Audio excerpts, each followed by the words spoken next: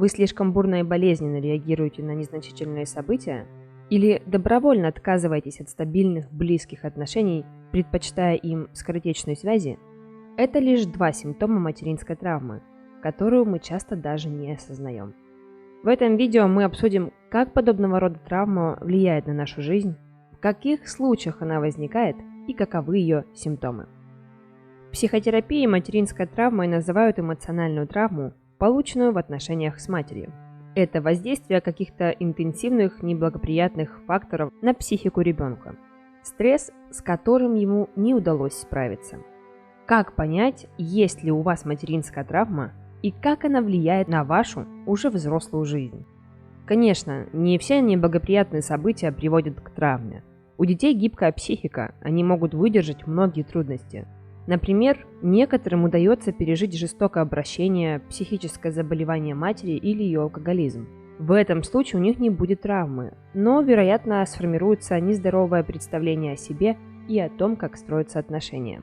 Итак, ребенок переживает травму, если испытывает непереносимую боль, то есть физическое насилие либо наказание, страх, что-то угрожает его здоровью или здоровью близких, сильное эмоциональное переживание. Может быть, это развод родителей или смерть питомца, или даже переезд. Событие, которое запускает травму, часто вытесняется из памяти и остается только его последствия. Поэтому взрослый человек может внезапно испытать беспричинный, на его взгляд, страх или почувствовать категорическое неприятие чего-то. Это и есть последствия детской травмы. Что может спровоцировать материнскую травму? Мать использует ребенка как способ успокоиться, направляя на него поток своих непереработанных эмоций. Мать довольна только тогда, когда ребенок думает и чувствует, как она, и не противоречит ее позиции. И если ребенок проявляет самостоятельность, мать отвергает его. Мать чрезмерно требовательна к ребенку, а он тратит слишком много сил, переживая о матери или пытаясь решить ее проблемы. Мать слишком контролирует жизнь ребенка. Мать боится прослыть плохой матерью, поэтому отрицает его неудобные эмоции. Вдруг их примут за признак ее родительской несостоятельности. Симптомы материнской травмы. Реакции, несоизмеримые события. Вы остро реагируете на любые незначительные события. Например, если партнер задержался на работе и не предупредил об этом. Вам становится физически плохо. Кроме того, вы испытываете сильную тревожность и ничего не можете делать. Возможен нервный срыв и истерики, которые сложно остановить. У вас не получается успокоиться, даже когда ситуация разрешается благополучно. Мешают кошмары и страхи. За такой реакцией часто скрывается опыт брошенности или отвержения, если матери пришлось оставить ребенка в раннем возрасте или если она часто угрожала ему разлукой. Для малыша страх потерять маму подобен смерти, ведь от нее зависит его жизнь. Отсутствие отношений. Вы добровольно отказываетесь от отношений, либо предпочитаете скоротечной связи, заботясь лишь о безопасных потребностях, тех, которые не всколыхнут травму из прошлого. При этом вы осознаете, что не удовлетворяете свою потребность в близости. Возможно, вы даже пытаетесь предпринять определенные шаги, чтобы создать близкие отношения. К примеру, ходите на свидание, но бессознательно сопротивляетесь этому.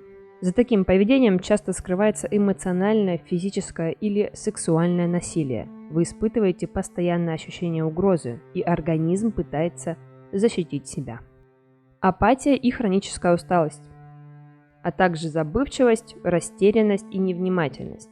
Из-за травмы человек живет в постоянном напряжении. Его энергия уходит на переживание фонового страха и тревоги, а не на выполнение каких-либо дел. Зависимость.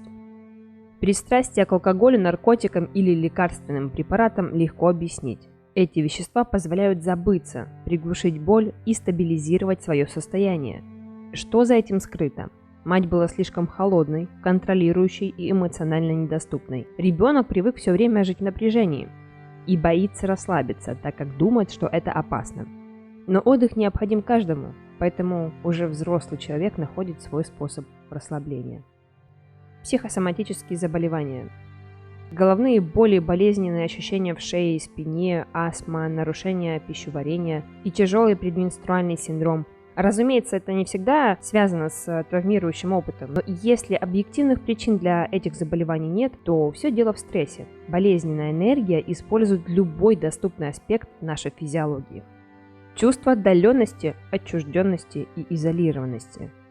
Отказываясь от своих переживаний, отключая их, мы перестаем понимать свои потребности и желания, а значит испытываем неудовлетворенность жизнью и чувствуем себя несчастными.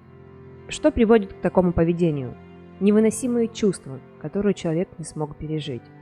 Он начинает бояться любых эмоций и пытается отключить негативные чувства, но вместе с ним блокируются и положительные, ведь одно без другого не существует. Поэтому, закрываясь от негативного, вы автоматически закрываетесь от позитивного.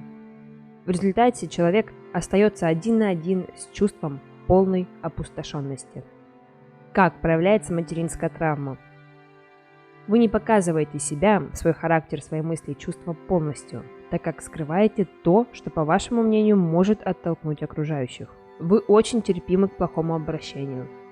Для вас характерен самосаботаж, а также чрезмерная жестокость к себе и другим. У вас может быть пищевое расстройство, депрессия или зависимость. Если, прослушав это видео, вы обнаружили в нем себя и свое поведение, обязательно проработайте эту травму, прочитав специализированную литературу или обратившись к специалисту. На этом наше видео подходит к концу. Надеюсь, вышеизложенная информация была для вас полезной. Ставьте лайк, подписывайтесь на канал. Впереди вас ждет еще масса всего интересного. Всем пока!